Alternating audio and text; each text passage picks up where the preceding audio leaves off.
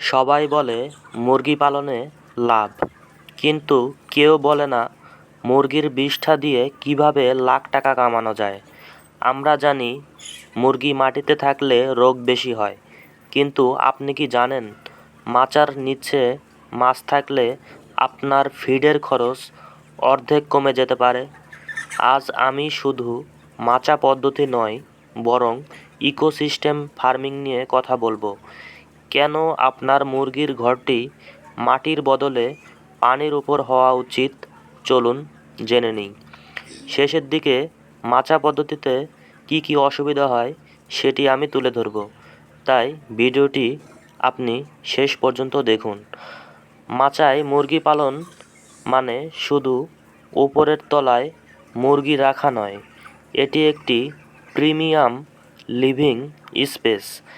মুরগির বিষ্ঠা সরাসরি নিচে পড়ে যাওয়ায় ঘরে ক্ষতিকারক অ্যামোনিয়া গ্যাস জমে না, ফলে মুরগির চোখ ওঠা বা ঠান্ডা লাগার সমস্যা 80% কমে যায়। মাচার নিচ দিয়ে বাতাস চলাচল করে এবং নিচে পানির বাষ্পীভবন মুরগির ঘরকে প্রাকৃতিকভাবে ঠান্ডা রাখে। প্রচণ্ড গরমে যখন অন্যদের মুরগি মারা যায়, আপনার মুরগি তখন আরামে থাকে। আপনাকে তুষ বা কাঠের গোড়া কিনতে হবে না। প্রতি মাসে লিটার পরিবর্তন করার ঝামেলা এবং খরচ পুরাটাই আপনার পকেটে থাকবে। অনেকে মনে করেন নিচে মাছ থাকলে পানি পচে সেই মাছ মারা যাবে, কিন্তু এটাই আসল ম্যাজিক যদি আপনি সঠিক মাছ চিনেন। মুরগির বিষ্ঠা সরাসরি পানিতে পড়ে মাছের প্রাকৃতিক খাদ্য তৈরি করে। পাঙ্গাস, তেলাপিয়া বা মাগুর মাছের জন্য আপনাকে আলাদা করে খুব বেশি খাবার কিনতে হবে না।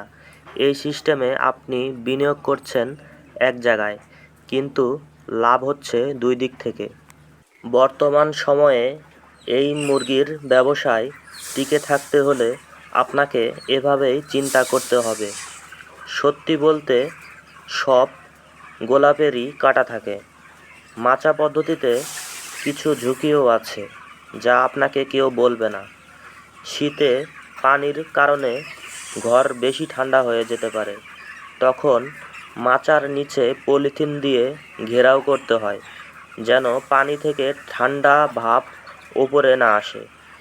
পানির গভীরতা 5 ফুটের কম হলে বিষ্ঠার কারণে পানি দ্রুত পচে গ্যাস হতে পারে, তাই নিয়মিত পানির পিএইচ লেভেল পরীক্ষা করতে হয়। মাটির ঘরের তুলনায় মাচা তৈরিতে প্রাথমিক খরচ একটু বেশি, তবে দীর্ঘমেয়াদী লাভের কথা চিন্তা করলে এটি কিছুই নয়। আধুনিক কৃষি মানে শুধু হাড় ভাঙা খাটুনি নয়, এটি হলো বুদ্ধির খেলা। মাচার উপর মুরগি আর নিচে মাছ, এটি একটি চক্র। মুরগির বিষ্ঠা মাছের খাবার আর মাছের উৎপাদন আপনার বোনাস প্রফিট।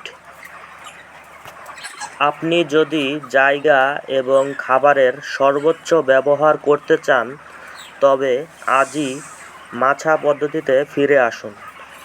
মনে রাখবেন, বুদ্ধিমান খামারিরা শুধু ঘাম ঝরায় না, সে সম্পদ তৈরি করে।